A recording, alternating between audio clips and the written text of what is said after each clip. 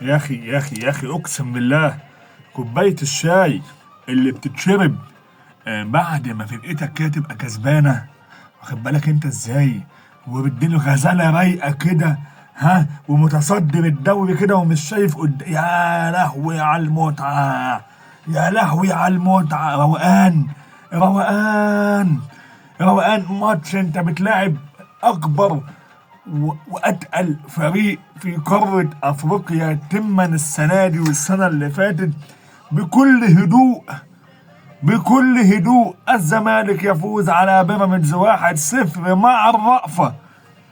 الزمالك النهارده عمل يعني ماتش خرافي، عمل ماتش. انا نويت بقى، انا قعدت الماتش ده، انا قلت انا هفصص الماتش ده حته حته. تعال بص، انا اقسم بالله، اقسم بالله ان انا مبسوط انبساط من زمان ما انبسطتش كده. واقول بقى على حاجه كمان، ان يا قدرا يا سيدي الزمالك كان اتعادل في اخر ثانيه. اقول لك على حاجه، الزمالك كان خسر 1-0، كان خسر لا قدر الله، كنت برضو يعني عارف انت ايه، مش هطلع انا ماشي. الجماعه اللعيبه عملت اللي عليها وزياده الزياده، ضيعنا كتير وده غيره في الفتره اللي جايه، لكن الحمد لله 3 بونت، 40 نقطه، فرق بثلاث نقط عن اتقل فرقتين في القاره، ماليا وتنظيميا وفنيا ويعني استقراريا وكل حاجه انت تتخيلها. الماتش بدأ ازاي؟ الماتش بدأ الزمالك قال لك ايه؟ انا هنزل ضاغط كوره، دي اتنين، دي كوره اقسم بالله ناصر منسي ما تفهمش حارب عليها من انهي ناحيه، تمام، وجابها واداها وراحت لمحمد شحاته في القائم. دي لو كانت جت كان الماتش هيفتح معاك بجوان فتحه مرعبه، ولكن خير، دي بدايه مبشره، بدايه مشرقه بالتفاؤل، الحمد لله. دي فضلنا بقى ايه، بيراميدز مسك كوره شويه، قعد يضيع يضيع، وبعدين احنا وصلنا لايه بقى، للدقيقه 20، كوره بيزيما، كوره بيزيما، انا بيزيما ضيع كوره اقسم بالله العلي العظيم 3، هو رايح يعني لو ارزع في الجون يا عم، ارزع في الجون يا ابويا، الكوره سهله، ارزع في الجون، حطها لوب في اطول حارس في الدوري. مش فاهم هو ليه عمل كده، بس مش مشكله، مش مشكله. ده 25 بقى احمد سامي. احمد سامي ده هو اسوأ مدافع واقذر مدافع انا شفته في حياتي. انا من ما في حياتي ما شفتش مدافع بالقذاره دي.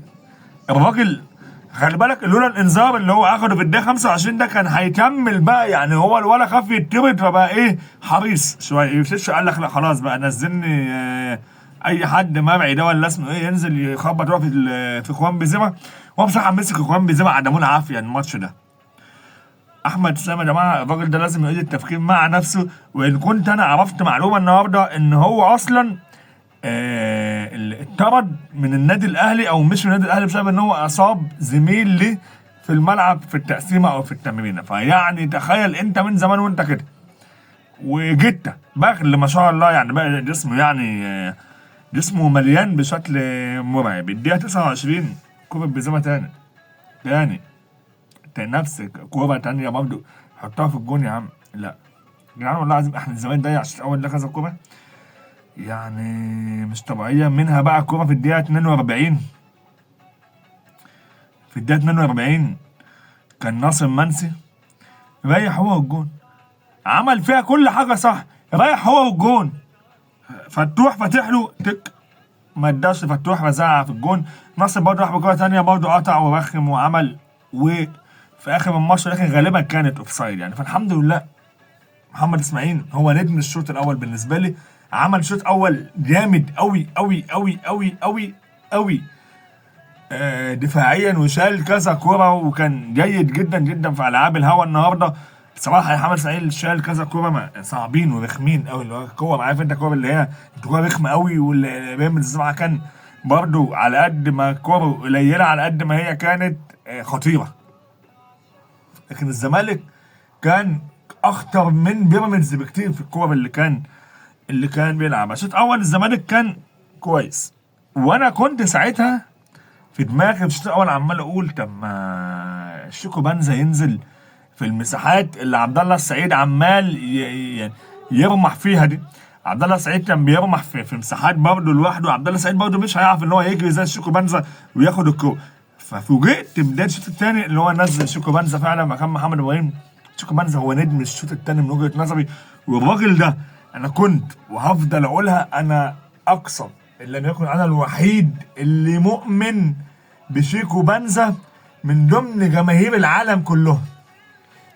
ويا رب يثبت على اداء الشوط الثاني او اداؤه النهارده قدام بيراميدز ده، يا رب يثبت عليه، يا رب يثبت على نفس الاداء. انا عايزك تبقى كده، اشتغل كده.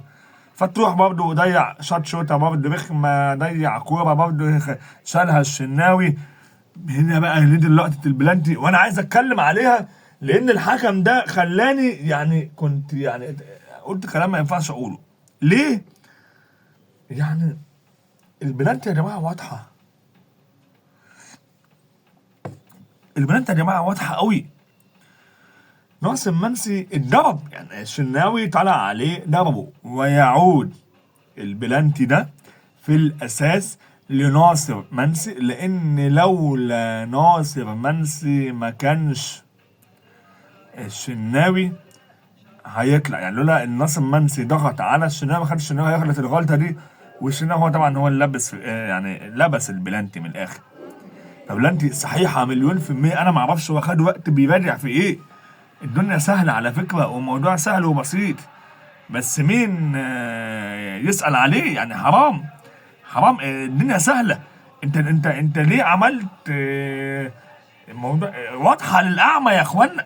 بس الحمد لله حسام بيجي الدخل. انا كان نفسي عبد الله السعيد هو اللي يخش يسددها، ولكن حسام عبد المجيد دخل في الدقيقه مش عارف كان 60 تقريبا، تك جون حتى حلو قوي الحمد لله. 1-0 نهدى بقى. وانا قلت، انا توقعت بقى ساعتها، قلت الزمالك ايه هيدافع بقى. لا، فكنت انت في الدقيقة 65 برضه كمان بزيرا ضيع كورة برضه ما تضيعش، سهل قوي ان انت هتفزعها في الشبكة، ضيعها. في الدقيقة 91 برضه ناصر منسي ضيع كورة كور كتير. الزمالك ضيع كمية كور خطيرة النهاردة مش طبيعية. برضه بعدها بدقيقة شيكو بنزا، برضه شيكو بنزا هو اصل، يعني عارف انت في الاوائل مثلا ما بين 65 ل 95 كان شيكو بنزا عمل 3 4 كور ما يدعوش. شيكو بنزا يا جماعه عالمي. شيكو بنزا النهارده يستحق رجل الشوط الثاني، ومحمد اسماعيل يستحق رجل الشوط الاول. يعني كان نفسي ان هم يقسموها بينهم، لكن في النهايه اللي يستحق رجل المباراه من وجهه نظري طبعا ناصر منسي. ناصر منسي ضغط مجهود، كان ناقص التوفيق، لكن الحمد لله قدرت ان انت تكسب فريق من الاقوى في القاره، اللي ما يكون اقوى فريق في القاره. الحمد لله. انا يعني انا مبسوط طبعا عشان الزمالك كسب، والاهم من فكره ان الزمالك كسب وخد 3 نقط، ان انا شايف ان في روح، شايف ان في حاجه في الفرقه، شايف ان اللعيبه دي بتنزل الملعب عندها حاجه تقدمها، عندها كوره تقدمها، عندها بيلعبوا بروح، عندهم غيره على التيشيرت اللي بيلعبوا بيه. فالحمد لله.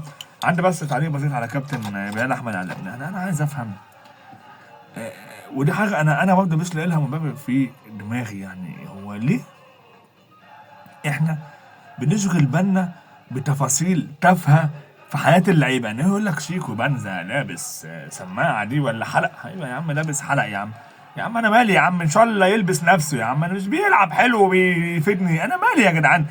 لكن بلال علام الصراحه النهارده مش عارف هنفضل لحد امتى برضه في القصه بتاعت ان التعليق المصري انحدر، التعليق المصري نزل تحت. انا ما اعرفش، انا ما اعرفش، لكن الحمد لله الزمالك يكسب.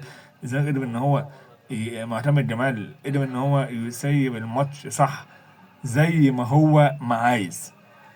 بدأ كويس، خلينا الشوط الاول 0-0، الشوط الثاني ضغط جون، كنت هتجيب الثاني والثالث. والزمالك النهارده خلينا ان هو يطلع كسبان 3 و4 و5-0 كمان، بكميه الكور اللي ضاعت دي، ضاعت بشكل مرعب. يعني انا ما توقعتش ان بيراميدز يبقى بالسوء ده قدام الزمالك النهارده. بيراميدز اللي هو كسب الاهلي في اول الموسم 2-0، وطبعا الزمالك بيعمل حاجات الاهلي ما بيعرفش يعملها، وبيكسب على بيراميدز. عندنا الماتش ده ان شاء الله الاتحاد سيد البلد. بس معلش بقى الاتحاد بقى، الاتحاد سيد البلد كل حاجه، بس يعني ده الزمالك برضه.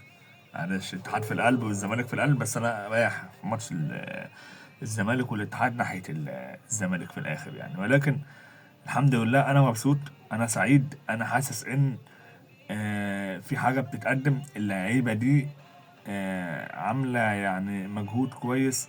المدير الفني عامل روح، كل لعيب بيطلع بيروح وبيسلم عليه بيشد من أزره وبيتكلم معاه وبيهزه كده. مدرب قريب من اللعيبه واللعيبه قريب من المدرب، والمدرب فاهمهم هم فاهمينه، وراجل كويس. اتمنى ايا كان نتيجه الموسم الحالي ان يتعمل عقد طويل لكابتن معتمد جمال، رقم طلعت ناشئين مستقرة، أوضاع الفرقة نفسيا عارف ياخد باله من اللعيبة، كل حاجة تمام الحمد لله. الزمالك كسب، أنا مبسوط، الناس كلها مبسوطة، الزملكاويه كلهم مبسوطين. حافظ هات لي بيراميدز فريق محترم، فريق قوي. ما كنتش متوقع الصراحة إن الزمالك يكسب، كنت متوقع الزمالك هيتعادل النهاردة، لكن الحمد لله الزمالك بيكسب كل التوقعات، وهو فريق ضد المنطق، ضد العقل، ضد أي حاجة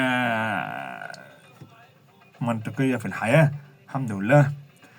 أنا آسف قد أكون طولت، ولكن أنا يعني قرأت الماتش، فأتمنى يعني إن أنا أكون قلت الكلمتين اللي في قلبي. أنا مبسوط. مبروك يا جماعة. إن شاء الله نشوفكم على خير إن شاء الله في ماتشات قادمة. السلام عليكم.